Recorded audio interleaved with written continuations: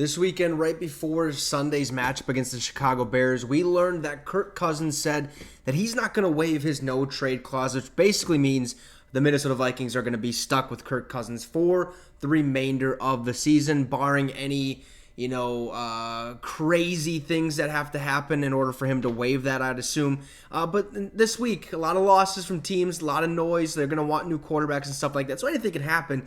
But the matter of the fact is Kirk Cousins said he's not waiving that no-trade clause. And that is coming from Adam Schefter, who actually reported this, who is an ESPN insider, works around the NFL and stuff like that. And he wrote an article diving through this at why Kirk Cousins isn't going to waive his no-trade clause. So let's get right into it. It basically said, Vikings quarterback Kirk Cousins is expected to remain in Minnesota this season and will not look to waive the no-trade clause in his contract, league sources told ESPN. Now, no quarterback has been mentioned in speculative trades this season more than Kirk Cousins, who was linked to the New York Jets almost from the moment that Aaron Rodgers suffered a season-ending torn Achilles.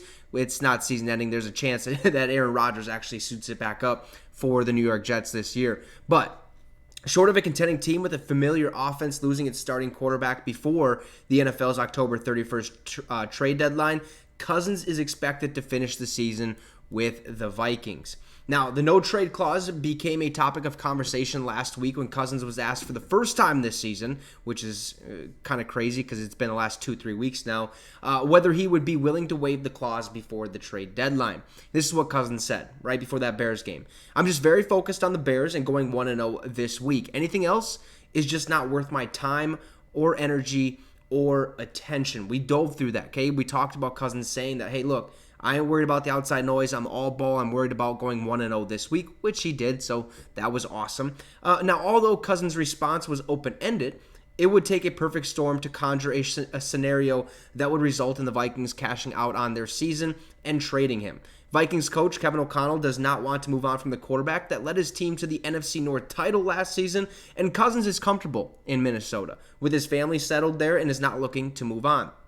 Cousins also is known to prefer to have a firm grasp on his offense and long-standing comfort level with his wide receivers, and he would not have that with most NFL teams looking for a mid-season trade. We talked about that a little bit earlier this year where Justin Jefferson said talking about his contract extension, and he wanted to wait till see what Kirk Cousins did because of that chemistry that they built up. Well, I think that's basically talking about that Cousins loves to bring that chemistry together or create that chemistry with his wide receivers so that they can have at least somewhat of a decent season that year. And Cousins, statistically, has always been the same, okay? About 4,000 yards, 25 touchdowns, 10 or so picks, something like that. So he's always very consistent, and I think that's because he builds those relationships with the wide receivers and the tight ends and stuff like that, and he would not want to move, okay? Moving in the middle of the season, learning a whole new system, you've heard it time and time again from these great quarterbacks like Peyton Manning, Tom Brady, about them learning a new system and how tough it can be. It's not it's not just